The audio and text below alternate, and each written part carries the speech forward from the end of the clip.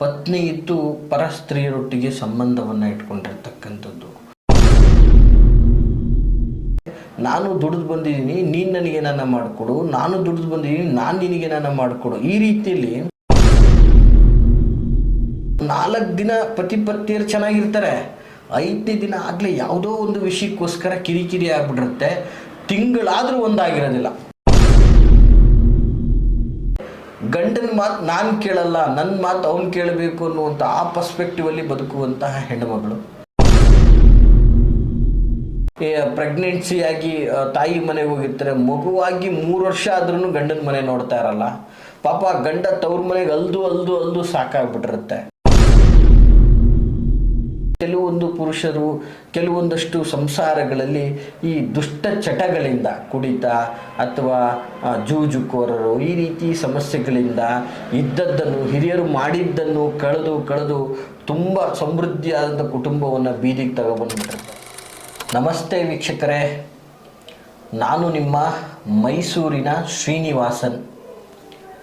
ವೀಕ್ಷಕರೇ, ಸಾಮಾನ್ಯವಾಗಿ ಇವತ್ತಿನ ದಿನ ಎಷ್ಟೋ ದಂಪತಿಗಳಲ್ಲಿ ಸದಾ ಕಿರಿಕಿರಿ, ದಂಪತಿಗಳು ಡಿವೋರ್ಸ್ ಆಗ್ತಾ ಇರುವಂಥದ್ದು, ಅಥವಾ ಪತಿ ಇದ್ದು ಮತ್ತೊಬ್ಬರ ಒಂದು ಸಹಕಾರದಲ್ಲಿ ಇರ್ತಕ್ಕಂಥದ್ದು, ಅಥವಾ ಪತ್ನಿ ಇದ್ದು ಪರ ಸ್ತ್ರೀಯರೊಟ್ಟಿಗೆ ಸಂಬಂಧವನ್ನು ಇಟ್ಕೊಂಡಿರ್ತಕ್ಕಂಥದ್ದು.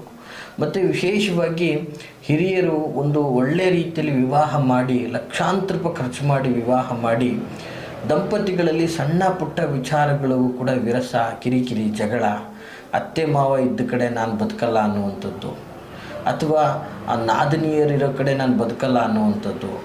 ಸೊ ಈ ರೀತಿಯಲ್ಲಿ ನನ್ನ ಗಂಡ ಮಾತ್ರ ನನಗೆ ಬೇಕು, ಬಟ್ ಗಂಡ ನಾನು ಹೇಳ್ದಂಗೆ ಕೇಳಿದ್ರೆ ಮಾತ್ರ ಗಂಡನ ಜೊತೆ ಬದುಕ್ತೀನಿ ಅನ್ನುವಂಥದ್ದು. ಈ ರೀತಿ ಕೆಲವೊಂದಷ್ಟು ವಿಷಯಗಳು. ಮತ್ತು ಏನಾಗ್ತಾಯಿದೆ ಇವತ್ತಿನ ದಿನಗಳಲ್ಲಿ, ಒಬ್ಬ ದುಡಿದು ಬದುಕೋದೇ ಕಷ್ಟ ಆಗ್ತಾಯಿದೆ ಬಿಡಿ, ಅದು ಬೇರೆ ವಿಷಯ. ಅಂಥದ್ರಲ್ಲಿ ಇವತ್ತು ಪರಸ್ಪರ ಪತಿ ಪತ್ನಿಯರು ಇಬ್ಬರು ಕೂಡ, ಅಂದರೆ ವರ್ಕಿಂಗ್ ವುಮೆನ್ಸು ಮತ್ತು ಪತಿ ಕೂಡ ವರ್ಕ್ ಮಾಡ್ತಕ್ಕಂಥವ್ರು, ಇಬ್ಬರು ವರ್ಕ್ ಮಾಡುವಂಥವ್ರು ಆಗಿಬಿಟ್ಟಿದ್ದಾರೆ. ಬಟ್ ಹೀಗಾಗಿ ಏನಾಗ್ತಾಯಿದೆ, ನಾನು ದುಡಿದು ಬಂದಿದ್ದೀನಿ, ನೀನು ನನಗೆ ನನ್ನ ಮಾಡಿಕೊಡು, ನಾನು ದುಡಿದು ಬಂದಿದ್ದೀನಿ, ನಾನು ನಿನಗೆ ನನ್ನ ಮಾಡಿಕೊಡು. ಈ ರೀತಿಯಲ್ಲಿ ಪರಸ್ಪರ ಅವರವರಲ್ಲೇ ಒಂದು ಸ್ವಯಂಭೂತವಾದಂತಹ ಅಹಂಭಾವದಿಂದಾಗಿ ಸಂಸಾರಗಳ ನಾಶ ಆಗ್ತಾಯಿದೆ. ಯಾಕಂದರೆ ಇಲ್ಲಿ ಎಲ್ಲೂ ಕೂಡ ಒಂದು ರೀತಿಯಾದಂತಹ ಒಂದು ಕಾಂಪ್ರಮೈಸ್ ಇಲ್ಲ, ಎಲ್ಲೂ ಕೂಡ ಒಂದು ರೀತಿಯಾದಂತಹ ಸಹಕಾರ ಇಲ್ಲ. ಒಬ್ರಿಗೋಸ್ಕರ ಪರಸ್ಪರ ಪ್ರೀತಿ, ಸಹನೆ, ಒಬ್ರಿಗೋಸ್ಕರ ಸ್ಯಾಕ್ರಿಫೈಸ್ ಮಾಡಿಕೊಳ್ಳುವಂತಹ ಗುಣ ಎಲ್ಲೂ ಕೂಡ ಬರ್ತಾ ಇಲ್ಲ. ಸೊ ಇಂತಹ ವ್ಯವಸ್ಥೆಯಲ್ಲಿ ಇದ್ದಾಗ ಏನಾಗ್ತದೆ, ಸಂಸಾರಗಳು ನಾಶ ಆಗ್ತದೆ. ಸೊ 4 ದಿನ ಪತಿ ಪತ್ನಿಯರು ಚೆನ್ನಾಗಿರ್ತಾರೆ, 5ನೇ ದಿನ ಆಗಲೇ ಯಾವುದೋ ಒಂದು ವಿಷಯಕ್ಕೋಸ್ಕರ ಕಿರಿಕಿರಿ ಆಗ್ಬಿಟ್ಟಿರುತ್ತೆ. ತಿಂಗಳಾದರೂ ಒಂದಾಗಿರೋದಿಲ್ಲ. ಮನೆಯಲ್ಲಿ ಆಯಮ್ಮನೇ ಒಂದು ಭಾಗ, ಈ ಗಂಡನೇ ಒಂದು ಭಾಗ, ನೋಡೋರ ಕಣ್ಣಿಗೆ ಗಂಡ ಹೆಂಡತಿಗಳು. ಬಟ್ ಯಾವುದೇ ಥರದ ಸುಖ, ಸಂತೋಷ, ವಿರಸ, ಸಾಮರಸ್ಯ ಅನ್ನೋದು ಇರಲ್ಲ. ಸೊ ಜೊತೆಗೆ ಕೆಲವೊಂದು ಬಾರಿ ಏನಾಗ್ತಿದೆ, ಗಂಡನಿಗೆ ಹೆಂಡತಿ ಮಣಿಬಾರ್ದು, ಅವಳು ಮಾತು ನಾನು ಕೇಳಲ್ಲ ಅನ್ನುವಂತಹ ಪರ್ಸ್ಪೆಕ್ಟಲ್ಲಿ ಬದುಕುವಂತಹ ಗಂಡ, ಜೊತೆಗೆ ಗಂಡನ ಮಾತು ನಾನು ಕೇಳಲ್ಲ, ನನ್ನ ಮಾತು ಅವನು ಕೇಳಬೇಕು ಅನ್ನುವಂಥ ಆ ಪರ್ಸ್ಪೆಕ್ಟಿವಲ್ಲಿ ಬದುಕುವಂತಹ ಹೆಣ್ಣುಮಗಳು. ಸೊ ಈ ಒಂದು ಕಾರಣಗಳಿಂದಾಗಿಯೂ ಕೂಡ ಸಂಸಾರ ವಿಭಜನೆಯಾಗಿ ಅವ್ರ ತಾಯಿ ಮನೆಗೆ, ಇವ್ರ ತಾಯಿ ಮನೆಗೆ. ಸೊ ಹೀಗೆ ಗಂಡ ಹೆಂಡತಿಯರಲ್ಲಿ ಕಿರಿಕಿರಿಗಳು ಹೆಚ್ಚಾಗ್ತಕ್ಕಂಥದ್ದು. ಸೊ ಪದೇ ತವ್ರ ಮನೆ ಸೇರುವಂತಹ ಹೆಣ್ಣುಮಗಳು. ಸೊ ಗಂಡನ ಕಷ್ಟ, ಸುಖ, ದುಃಖ, ನೋವು, ನಲಿವುಗಳಿಗೆ ಸಹಕಾರ ಕೊಡದಿರತಕ್ಕಂಥದ್ದು ಕೂಡ ಕೆಲವು ಸಂಸಾರಗಳಲ್ಲಿ ಭಿನ್ನ ಅಭಿಪ್ರಾಯಗಳಿಂದ ತೊಂದರೆಗಳಾಗ್ತಾ ಇರ್ತದೆ. ಮತ್ತು ವಿಶೇಷವಾಗಿ ಸಂಸಾರದಲ್ಲಿ ಏನಾಗ್ತಾ ಇರ್ತದೆ, ಬಹಳ ಅದ್ಭುತವಾಗಿ ಚೆನ್ನಾಗಿ ನಡೀತಾ ಇರತಕ್ಕಂತಹ ಸಂಸಾರ. ಸೊ ಮನೆಗೆ ಯಾರೋ ಅಕ್ಕ ತಂಗಿನೋ, ಗಂಡನ ಅಕ್ಕ ತಂಗಿನೋ, ಅಥವಾ ಹೆಂಡತಿ ಅಕ್ಕ ತಂಗಿನೋ, ಹೆಂಡತಿ ಕಡೆಯವರು ಅಥವಾ ಗಂಡನ ಕಡೆಯವರು ಯಾರೋ ಒಂದು ಬರ್ತಾರೆ, ಪ್ರವೇಶ ಮಾಡ್ತಾರೆ ಅಂದರೆ ಮತ್ತೆ ಅಲ್ಲಿ ತಿರ್ಗಾ ಸಮಸ್ಯೆಗಳು. ಅವ್ರು ಬಂದು ಏನೇ ಹೇಳ್ಕೊಟ್ಬಿಟ್ಟು ಹೋಗ್ತಾರೆ, ಅವರು ಬಂದು ನಮ್ಮ ಸಂಸಾರ ಹಾಳು ಮಾಡ್ತಾರೆ. ಈ ರೀತಿಯಾದಂತಹ ಒಂದು ದುರ್ಬುದ್ಧಿ, ದುರಾಲೋಚನೆಗಳು, ಹೀಗಾಗಿ ಸಂಸಾರ ನಾಶ ಆಗ್ತಾ ಇರ್ತಕ್ಕಂಥದ್ದು. ಜೊತೆಗೆ ಪರಸ್ಪರ ಪತಿ ಪತ್ನಿಯರಲ್ಲಿ ಒಂದು ಪ್ರೀತಿ, ಸ್ಯಾಕ್ರಿಫೈಸ್ ಇಲ್ಲದೇನೆ ಮನೆಯ ಒತ್ತಾಯಕ್ಕೋಸ್ಕರ ವಿವಾಹವನ್ನು ಮಾಡಿಕೊಂಡು ಮನೆಯ ಒತ್ತಾಯಕ್ಕೋಸ್ಕರ ಬದುಕ್ತಾ ಇರ್ತಕ್ಕಂಥವ್ರಾಗಿರ್ತಾರೆ ಕೆಲವೊಂದು ಬಾರಿ. ಸೊ ಅದರಲ್ಲಿ ಜೀವನದಲ್ಲಿ ಸಾಮರಸ್ಯನೇ ಇರೋದಿಲ್ಲ. ಮತ್ತು ಕೆಲವು ಬಾರಿ ಸಂತಾನಕ್ಕಾಗಿ ಮನೆಗೆ ಹೋಗಿರ್ತಾರೆ, ಪ್ರೆಗ್ನೆನ್ಸಿಯಾಗಿ ತಾಯಿ ಮನೆಗೆ ಹೋಗಿರ್ತಾರೆ, ಮಗುವಾಗಿ 3 ವರ್ಷ ಆದ್ರೂ ಗಂಡನ ಮನೆ ನೋಡ್ತಾ ಇರಲ್ಲ. ಪಾಪ ಗಂಡ ತವ್ರ ಮನೆಗೆ ಅಲ್ದು ಸಾಕಾಗ್ಬಿಟ್ಟಿರುತ್ತೆ. ಕೆಲವೊಂದು ಬಾರಿ ಏನಾಗಿರ್ತದೆ, ಪತಿ ಪತ್ನಿಯರಲ್ಲಿ ಕೆಲವು ಕ್ಷುಲ್ಲಕ ಕಾರಣಗಳಿಂದಾಗಿ ವಿರಸಗಳು ಬರ್ತದೆ. ಮತ್ತೆ ಯಾರೋ 4 ಜನ ಬಂದು ಬುದ್ಧಿವಂತಿಕೆಯಿಂದ ಮಾತಾಡಿ ಅದನ್ನೆಲ್ಲ ಪಂಚಾಯಿತಿ ಮಾಡಿ ಸಮಾಧಾನ ಮಾಡಿ ಕೂಡಿ ಬದುಕಿ ಅಂತ ಒಂದು ರೀತಿಯಲ್ಲಿ ಸಹಕಾರ ಮಾಡಿ ಹೇಳಿ ಹೋಗಿರ್ತಾರೆ. ಒಂದು 4 ತಿಂಗಳು 5 ತಿಂಗಳು ಚೆನ್ನಾಗಿರ್ತಾರೆ, ಮತ್ತೆ ತಿರ್ಗಾ ಅದೇ ಯಥಾ ಪ್ರಕಾರ. ಯಾಕಂದರೆ ಗಂಡನಿಗೆ ಒಂದು ಅನುಮಾನ, ಸ್ತ್ರೀಗೂ ಒಂದು ಅನುಮಾನಂ ಪೆದ್ದ ರೋಗ ಅಂದಾಗೆ ಅನುಮಾನದಿಂದ ಸಂಸಾರ ನಾಶ ಆಗ್ತಾ ಇರ್ತಕ್ಕಂಥ. ಅದರ ಜೊತೆಗೆ ಏನಾಗ್ತದೆ ವೀಕ್ಷಕರೇ, ಕೆಲವೊಂದು ಬಾರಿ ಪತ್ನಿಯರಲ್ಲಿ ಏನಾಗ್ತದೆ, ನನ್ನ ತಾಯಿ ತವ್ರ ಮನೆ ಕಡೆನೇ ಹೋಗಿ ಬದುಕ್ಬಿಡೋಣ, ಇಲ್ಲಿ ಬದುಕೋದು ಬೇಡ ಅಂತ ಗಂಡನನ್ನು ಕರ್ಕೊಂಡು ಹೋಗ್ಬಿಡ್ತಕ್ಕಂಥದ್ದು. ಸೊ ತಂದೆ ತಾಯಿಯಿಂದ ಅವ್ರನ್ನ ದೂರ ಮಾಡ್ತಕ್ಕಂಥದ್ದು. ಸೊ ಅವರು ಅಲ್ಲಿ ದೂರ ಮಾಡಿದ್ರಲ್ಲ ಅನ್ನುವಂತಹ ವ್ಯವಸ್ಥೆಯಲ್ಲಿ ಅವ್ರಿಗೆ ಅಸಮಾಧಾನದಿಂದ ಬದುಕಬೇಕೋ ಬೇಡೋ ಅನ್ನೋ ರೀತಿಯಲ್ಲಿ ಬದುಕುವಂಥದ್ದು. ಸೊ ಈ ರೀತಿಯಾದಂತಹ ವ್ಯವಸ್ಥೆ. ಅದರ ಜೊತೆಗೇನಾಗ್ತದೆ, ಒಂದು ಕೂಡು ಕುಟುಂಬದಲ್ಲಿ ಬದುಕಬೇಕು ಅನ್ನುವಂತಹ ಒಂದು ವ್ಯವಸ್ಥೆ ಇರೋದಿಲ್ಲ.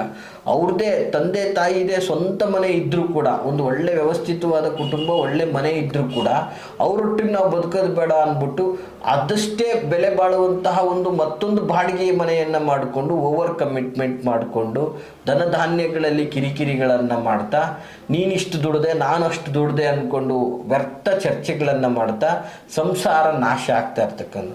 ಪಾಪ ಅಲ್ಲಿ ಹಿರಿಯ ಜೀವಗಳು ಮೊಮ್ಮಕ್ಕಳನ್ನು ಆಡ್ಸಂಗಿಲ್ಲ, ಮೊಮ್ಮಕ್ಕಳೊಟ್ಟಿಗೆ ಮಾತಾಡಂಗಿಲ್ಲ, ಮೊಮ್ಮಕ್ಕಳ ಜೊತೆ ರಿಟೈರ್ಡ್ ಆಗಿದೆ, ಜೀವನದಲ್ಲಿ ನೆಮ್ಮದಿಯಾಗಿ ಬದುಕಬೇಕು ಅನ್ನೋಂಥ ಆಸೆ ಆಕಾಂಕ್ಷೆ ಕಟ್ಕೊಂಡಿರ್ತಾರೆ. ಮಗ ಸೊಸೆ ಅಳಿಯನ ಜೊತೆ ಎಲ್ಲ ಚೆನ್ನಾಗಿ ಖುಷಿಯಾಗಿರಬೇಕು. ಸೊ ಮೊಮ್ಮಕ್ಕಳ ಜೊತೆ ನಗ್ನಗ್ತಾ ಆಟ ಆಡಿಕೊಂಡು ನಾವು ನಮ್ಮ ಕೊನೆ ಗಳಿಗೆಯನ್ನು ಕಳಿಬೇಕು ಅಂತ ಎಷ್ಟೋ ಕನಸುಗಳನ್ನು ಕಟ್ಕೊಂಡಿರ್ತಾರೆ. ಅದು ಆಗ್ತಾ ಇರಲ್ಲ. ಕೆಲವೊಂದು ಬಾರಿ ಕೆಲವು ಪುರುಷರುಗಳು ಅವರ ಒಂದು ವರ್ಕ್ ಪ್ರೆಷರ್ಗಳನ್ನೆಲ್ಲ ತಗೊಂಬಂದು ಮನೆಯಲ್ಲಿ ಅವ್ರ ಹೆಂಡತಿ ಮೇಲೆ ಹೀನಾಮಾನವಾಗಿ ಅವ್ರನ್ನ ತುಚ್ಛವಾಗಿ ಅವಾಚ್ಯ ಶಬ್ದಗಳಿಂದ ನಿಂದಿಸಿ ಅವ್ರ ಮೇಲೆ ನಾನಾ ರೀತಿಯ ಅಂತ ಹಲ್ಲೆಗಳನ್ನು ಮಾಡುವಂಥದ್ದು. ಇದು ಕೂಡ ಬಹಳ ಒಂದು ದಂಪತ್ಯದಲ್ಲಿ ಒಂದು ಸಾಮರಸ್ಯವನ್ನು ಕೊಡದೇ ಇರುವಂತಹ ಒಂದು ದುರ್ವರ್ತನೆಗಳಾಗಿರ್ತದೆ. ಸೊ ಜೊತೆಗೇನಾಗಿರ್ತದೆ, ಕೆಲವೊಂದು ಪುರುಷರು ಕೆಲವೊಂದಷ್ಟು ಸಂಸಾರಗಳಲ್ಲಿ ಈ ದುಷ್ಟ ಚಟಗಳಿಂದ, ಕುಡಿತ ಅಥವಾ ಜೂಜುಕೋರರು, ಈ ರೀತಿ ಸಮಸ್ಯೆಗಳಿಂದ ಇದ್ದದ್ದನ್ನು, ಹಿರಿಯರು ಮಾಡಿದ್ದನ್ನು ಕಳೆದು ತುಂಬ ಸಮೃದ್ಧಿಯಾದಂಥ ಕುಟುಂಬವನ್ನು ಬೀದಿಗೆ ತಗೊಬಂದ್ಬಿಟ್ಟಿರ್ತಾರೆ. ಅವರ ಕುಡಿತ ಚಟದಿಂದ ಪಾಪ ಅವರ ಪತ್ನಿಗೆ ಸಮಾಜ ತುಂಬ ಕೆಟ್ಟ ದೃಷ್ಟಿಯಿಂದ ನೋಡ್ತಾ ಇರುತ್ತೆ. ಬಂಧು ವರ್ಗಗಳಲ್ಲಿ ಅವ್ರಿಗೆ ಗೌರವನೇ ಅಂತಕ್ಕಂಥದ್ದಿರಲ್ಲ. ಸೊ ಇಂಥ ಪರಿಸ್ಥಿತಿ ಇರ್ತಕ್ಕಂಥ ಸಂದರ್ಭದಲ್ಲೂ ಕೂಡ ಆ ಹೆಣ್ಣು ಆ ಗಂಡನನ್ನು ಸಹಿಸ್ಕೊಂಡು ನೊಂದು ಕಟ್ಟ ಕಡೆಯದಾಗಿ ಅವರನ್ನು ಬಿಟ್ಟು ಹೋಗುವಂತಹ ನಿರ್ಧಾರಕ್ಕೆ ಬರ್ತಕ್ಕಂಥದ್ದಾಗಿರ್ತದೆ. ಹೀಗೆ ನಾನಾ ಕಾರಣಗಳಿಂದಲೂ ಕೂಡ ಈ ಸಂಸಾರದಲ್ಲಿ ಬರ್ತಕ್ಕಂತಹ ಈ ಒಂದು ಕಿರಿಕಿರಿ ಸಂಬಂಧಗಳಿಂದ ದೂರ ಆಗಿ ಈ ಥರ ಯಾವುದೇ ಥರದ ತೊಂದರೆಗಳಾಗದೆ ಸಂಬಂಧಗಳು ಗಟ್ಟಿಯಾಗಿರಬೇಕು. ಪರಸ್ಪರ ದಂಪತಿಗಳಲ್ಲಿ ಪ್ರೀತಿ ವಿಶ್ವಾಸ ಶಾಶ್ವತವಾಗಿ ನೆಲೆಸಬೇಕು. ಒಂದು ತುಂಬು ಕುಟುಂಬದಲ್ಲಿ ಬದುಕಿ ಬಾಳಬೇಕು. ಗಂಡ ಹೆಂಡತಿಯನ್ನು ಬಿಟ್ಕೊಡದೆ, ಹೆಂಡತಿ ಗಂಡನನ್ನು ಬಿಟ್ಕೊಡದೆ ಪರಸ್ಪರ ಒಂದು ಸಂತೋಷದಾಯಕ ಆದರ್ಶ ದಾಂಪತ್ಯ ನಿಮ್ಮದಾಗಬೇಕು ಅನ್ನೋದಾದರೆ ವೀಕ್ಷಕರೇ, ನಿಮ್ಮ ಪತ್ನಿ ನಿಮ್ಮ ಮಾತು ಕೇಳಬೇಕು ಅಥವಾ ನಿಮ್ಮ ಪತಿ ನಿಮ್ಮ ಮಾತನ್ನು ಕೇಳಬೇಕು. ನಿಮ್ಮ ಒಂದು ಅಮೂಲ್ಯವಾದ ಪ್ರೀತಿ ಸಂಬಂಧದಲ್ಲಿ ಯಾವುದೇ ಪುರುಷ ಅಥವಾ ಯಾವುದೇ ಸ್ತ್ರೀಯ ಪ್ರವೇಶ ಆಗದೇನೆ ಒಂದು ಸುಖ ಸಂತೋಷದ ಜೀವನವನ್ನು ನೀವು ಅನುಭವಿಸಬೇಕು ಅನ್ನುವಂಥದ್ದಾದರೆ ವೀಕ್ಷಕರೇ, ಈ ಒಂದು ಸರಳವಾದಂತಹ ತಂತ್ರವನ್ನು ಮಾಡಿ. ಈ ತಂತ್ರದಿಂದ ನಿಮ್ಮ ಸಂಬಂಧ ಗಟ್ಟಿಯಾಗಿರ್ತದೆ ಅಂತ ಹೇಳಕ್ಕೆ ಇಷ್ಟಪಡ್ತೀನಿ. ಬಹಳ ಅದ್ಭುತವಾದಂತಹ ಒಂದು ತಂತ್ರ ಪ್ರಯೋಗ ಇದಾಗಿರ್ತದೆ. ದಯವಿಟ್ಟು ನೋಟ್ ಮಾಡ್ಕೊಳ್ಳಿ. ಬಹಳ ಸುಲಭವಾದಂತಹ ತಂತ್ರ.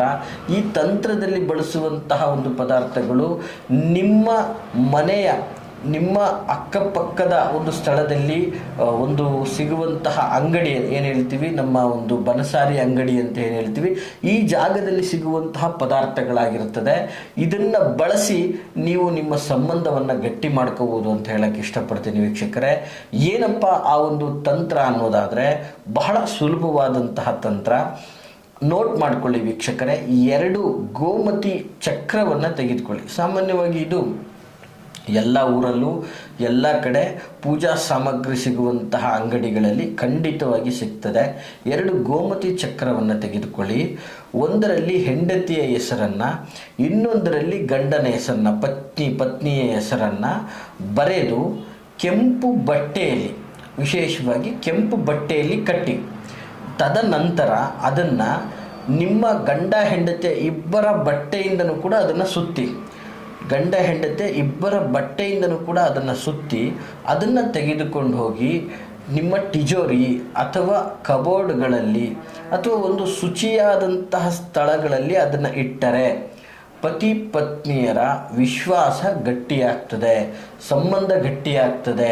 ಪತ್ನಿ ಪತಿಯನ್ನು ನಂಬ್ತಾರೆ, ಪತಿ ಪತ್ನಿಯನ್ನು ನಂಬ್ತಾರೆ. ಇದರಿಂದ ಮನೆಯಲ್ಲಿ ಸಂತೋಷ ಸದಾ ಸುಂದರವಾಗಿರ್ತದೆ ಅಂತ ಹೇಳಲಿಕ್ಕೆ ಇಷ್ಟಪಡ್ತೀನಿ ವೀಕ್ಷಕರೇ. ಬಹಳ ಅದ್ಭುತವಾದಂತಹ ತಂತ್ರ. ಈ ತಂತ್ರವನ್ನು ಮಾಡಿ ಸಂಸಾರದಲ್ಲಿ ಸುಖವನ್ನು ಪಡೀರಿ ಅಂತ ಹೇಳಕ್ಕೆ ಇಷ್ಟಪಡ್ತೀನಿ ವೀಕ್ಷಕರೇ. ಈ ತಂತ್ರ ತಮಗೆ ಇಷ್ಟವಾಗಿದ್ದರೆ ದಯವಿಟ್ಟು ಲೈಕ್ ಮಾಡಿ. ಜೊತೆಗೆ ಯಾವ ಕುಟುಂಬಗಳು ಒಡೆದೋಗಿದೆ, ಪತಿ ಪತ್ನಿ ನಾಶವಾಗ್ತಾ ಇದ್ದಾರೆ, ಕುಟುಂಬ ಹಾಳಾಗ್ತಾ ಇದೆ, ಒಂದು ಗಂಡು ಹೆಣ್ಣಿನ ಜೀವನ ನಾಶ ಆಗ್ತಾ ಇದೆ ಅಂದರೆ ದಯವಿಟ್ಟು ಅಂಥವ್ರಿಗೆ ಈ ಒಂದು ವಿಡಿಯೋವನ್ನು ಶೇರ್ ಮಾಡಿ ಅಂತ ಹೇಳ್ತಾ, ಜೊತೆಗೆ ಇದಲ್ಲದೆ ನಿಮ್ಮ ವೈಯಕ್ತಿಕ ಯಾವುದೇ ಥರದ ಸಂಕಷ್ಟಗಳನ್ನು, ಸಮಸ್ಯೆಗಳನ್ನು ಮುಕ್ತವಾಗಿ ನಮ್ಮೊಟ್ಟಿಗೆ ನೀವು ಹಂಚ್ಕೋಬೇಕು ಅಂದರೆ ವಿಡಿಯೋದಲ್ಲಿ ಕಾಣ್ತಾ ಇರತಕ್ಕಂತಹ ಸಂಖ್ಯೆಗೆ ಕರೆ ಮಾಡಿ ಮುಕ್ತವಾಗಿ ನಮ್ಮೊಟ್ಟಿಗೆ ಮಾತಾಡಿ ಅಂತ ಹೇಳಕ್ಕೆ ಇಷ್ಟಪಡ್ತೀನಿ. ಅದಲ್ಲದೆ ಕೆಲವು ವಿಶೇಷ ಗುಪ್ತ ವಿಚಾರಗಳನ್ನು ನಾವು ನೇರವಾಗಿ ನಿಮ್ಮನ್ನು ಭೇಟಿಯಾಗಿ ಮಾತಾಡಬೇಕು ಅಂದರೆ ನಾನಿರ್ತಕ್ಕಂಥದ್ದು ಮೈಸೂರಿನ ವಿಜಯನಗರ 2ನೇ ಹಂತ KD ಸರ್ಕಲಲ್ಲಿ ನನ್ನ ಕಚೇರಿ ಇರ್ತಕ್ಕಂಥದ್ದು. ನೀವು ನೇರವಾಗಿಯೂ ಸಹ ನನ್ನ ಭೇಟಿಯಾಗ್ಬೋದು. ಆದರೆ ಬರುವ ಮುನ್ನ ನಿಮ್ಮ ಸಮಯವನ್ನು ಖಚಿತಪಡಿಸ್ಕೊಂಡು ಬನ್ನಿ ಅಂತ ಹೇಳಲಿಕ್ಕೆ ಇಷ್ಟಪಡ್ತೀನಿ ವೀಕ್ಷಕರೇ. ಎಲ್ರಿಗೂ ಶುಭವಾಗಲಿ. ನಮಸ್ಕಾರ.